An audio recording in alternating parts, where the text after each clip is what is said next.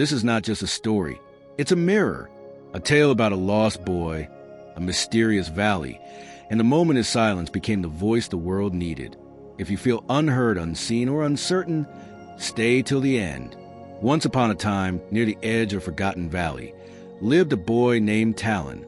Orphaned young and ignored by the villagers, he had only one friend, his echo.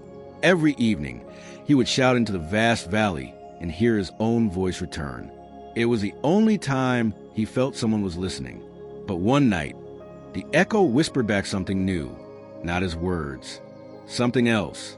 That night, as Talon cried out in hunger, the valley replied, not with his own voice, but with a whisper.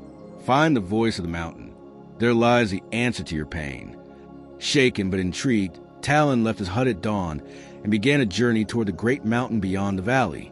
On his way, he met 3 strangers, each with their own sorrow, each with a question for the voice.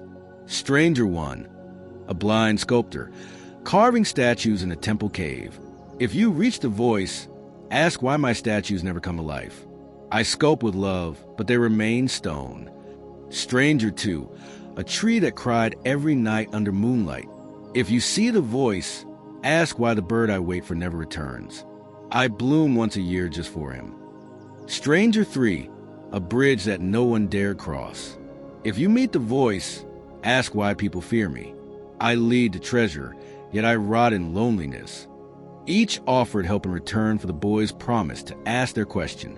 After days of climbing, Talon finally reached the mountain's peak, where the voice thundered. Only 3 questions would be answered. Talon froze. He had 4, 3 for others and 1 of his own. Why was I abandoned? Why am I always alone? He had to choose. After a long pause, he left out his own question. Again, the voice answered.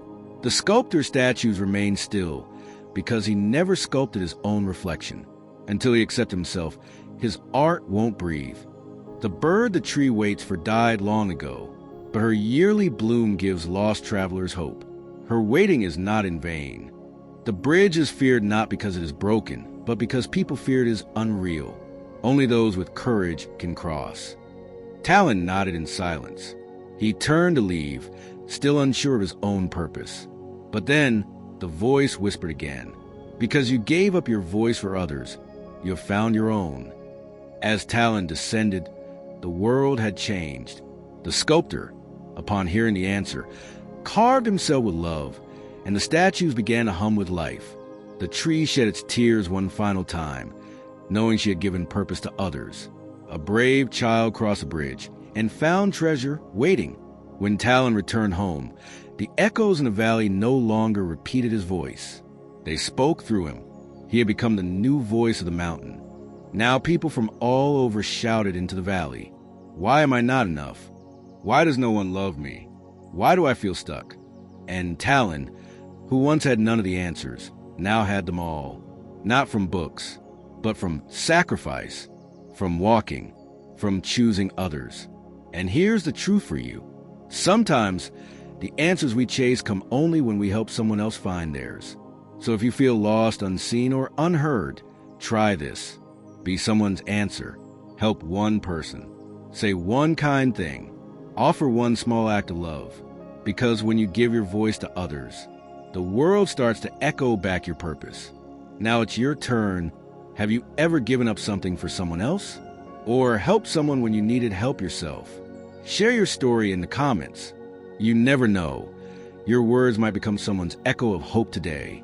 And if this story touched your heart, backhand index pointing right, like, subscribe, and turn on the bell so you don't miss the next tale that might just change your life.